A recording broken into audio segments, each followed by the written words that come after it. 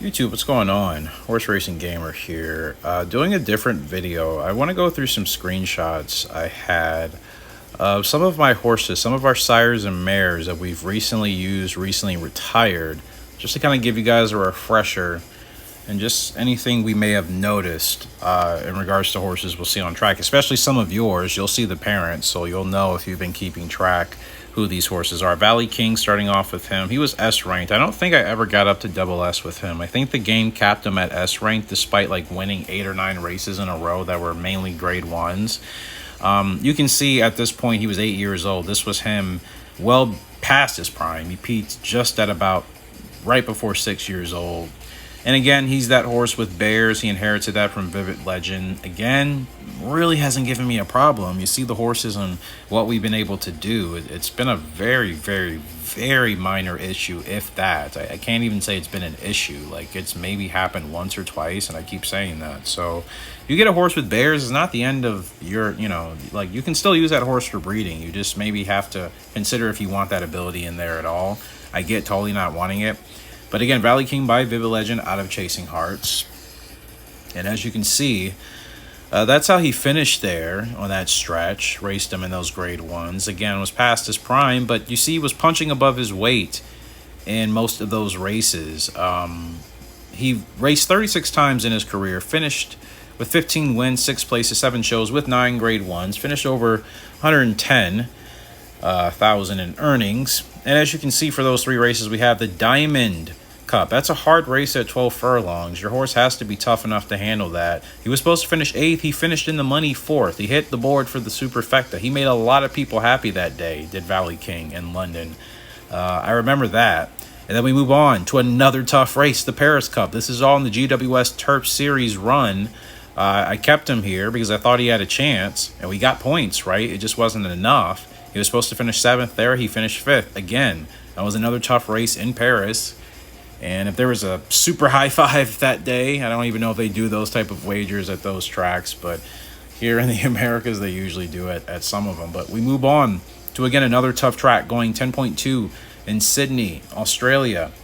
Essentially, that's back-to-back. That's less than 2 weeks of rest. He was supposed to finish 4th. He finishes 2nd. He places in his last retirement race. Like, Valley King, I think people forgot how well he did. It may have seemed like a blur, and I totally get it because it seems like that for me. But, like, he was really good once we got him going, guys. It just took forever.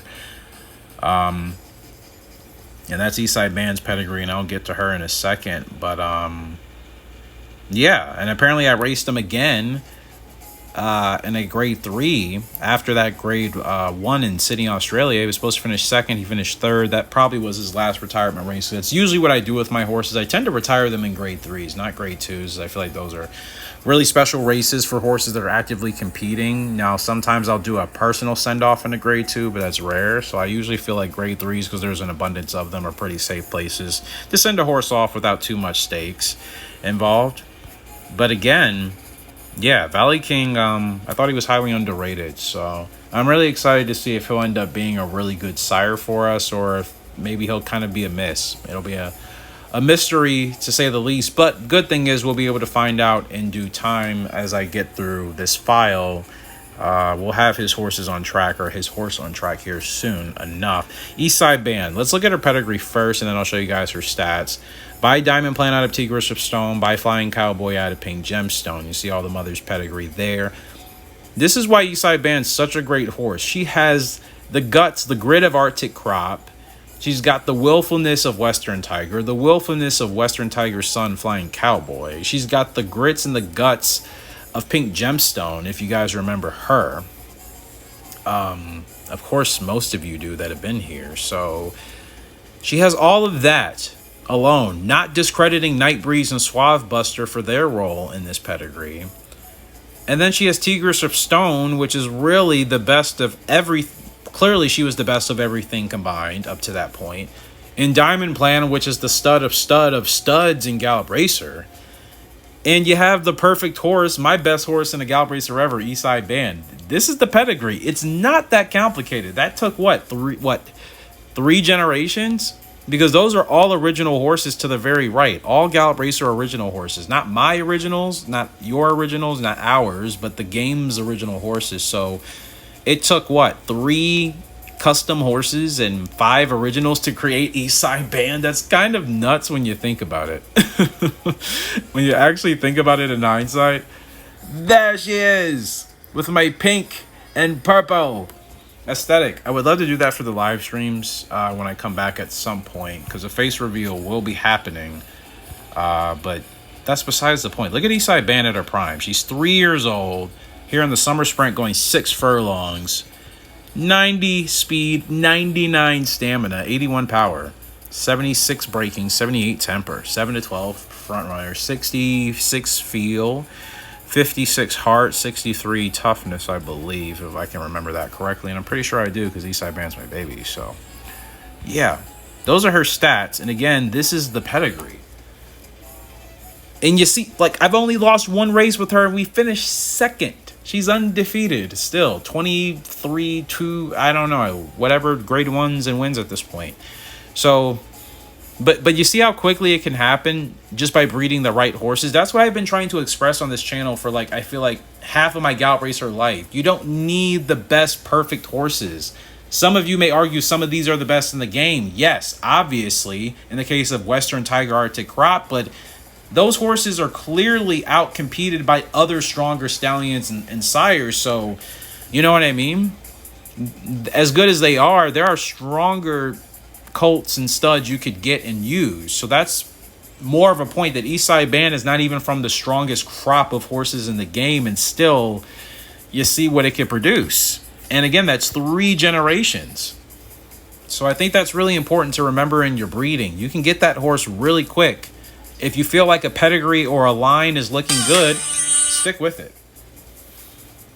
If you feel like a pedigree or a line is good, stick with it. You know what I mean? I think that's really important. Sorry, I had to do a quick cut there. But that's really what I think should be the focus of breeding. Not to obsess over just making the perfect horse, but making sure that the horses you're breeding seem to have a synergy that's giving you better horses each time that you enjoy. That's why I got Eastside Band. I stuck with this pedigree. I liked everyone I worked with, and I just so happened to get her essentially as the 4th generation superstar, right? I loved Western Tiger, Arctic Crop. Night Breeze and Swabbuster were fun. They didn't achieve super great things on track, but they were fun mares for me to work with. I was pretty consistent with them, and I think, again, I keep telling everyone, that's important in this game, consistency. It's not just finishing in the top 3. It weights that heavier, but your consistency is... There are unseen values and attributes and code in Gallop Racer's meta that allows us to play the game. Those things count. It's just a weighted value of it. I'm telling you it exists. I'm not just making things up. So then you get those horses to create a Flying Cowboy and a Pink Gemstone, both of whom were clearly the breakthrough horses for us to show that we had finally started to really peek into competitive grade 1 territory. And then Tigress of Stone, she's a Hall of Fame horse. She's, you know, someone that was able to clearly demonstrate the power of the pedigree. Diamond Plan speaks for himself. I really don't have to talk about Diamond Plan. And all of that creates Eastside Band. And she's been amazing and virtually undefeated. So like I said, you don't really have to go crazy with breeding. I get sometimes like annoyed with like seeing this like crazy you know, infatuation and obsession with breeding. And it's like, it doesn't have to be that way, guys. You know what I mean? It really doesn't. You can just stick to it being simple and keep it with horses that you like, see how they develop, and before you know it, you get yourself, if you're a new player to this game or to the community, you can get yourself this type of horse. It doesn't take that long. I feel like people have this gatekeeping mentality of like, no, you must breed a 10 pedigrees, but no, you don't have to, okay? Sometimes it happens that way. Sometimes it happens in 3 or 4. All right, or maybe you get lucky or even quicker than that, depending on who your parents are for the breeding pair to begin that line with. Sometimes maybe it can even happen sooner without cheats or exploits, right? But I'm playing this like this is on my traditional PS2 console file. You know what I mean? So again, I'm encouraging you. Try different stuff out. That's what's keeping Gallop Racer alive for me as a gamer, as an enthusiast, as a nostalgic fan of just horse racing in general. Like, it's the ability to combine different horses, different running styles and pedigrees and different stories together to create something special that just came out of nowhere. And you're like, whoa, I wasn't expecting that. Like, this game rewards us with that, you know, infinitely. And that's why we all come back to it at some point, right? So really take advantage of that. Do that for the rest of this summer. Try different breedings. Tell me what you get. Post it in the community tab. You guys do awesome stuff, and I love seeing it, but I want to see you get a little bit creative. Really think outside the box. Find some horses that you think others would be, that's interesting. I want to get those type of Gallop Racer conversations and breeding going when it comes to that type of breeding philosophy, because everyone can breed the same strong horses together and virtually get, you know, different outcomes with different attributes and strengths, weaknesses. Sure, that's great, but like, what about really interesting breeding pairs that no one would think of and be like, wow, I would have never thought to breed those two together, and look what you got, right? So just some thought. Let me know if you guys like this style of video. Probably gonna do a couple more anyways, but I will roll with this, and let me know your thoughts. Any thoughts in regards to even the pedigrees, the horses, anything you've noticed with our lines, your lines as well, with the Gallop Racer meta? If you want to talk code, I'm always down to talk code even in a casual sense, because we all know it exists there. It's just a matter of actually playing the game long enough to start to see it pop out in different ways, right? We all have that eye to understand that at some point. I'm sure with some of our favorite games. So much love to you guys. Until next time, HRG signing out. Hope you all been ready for that today. See you later. Goodbye.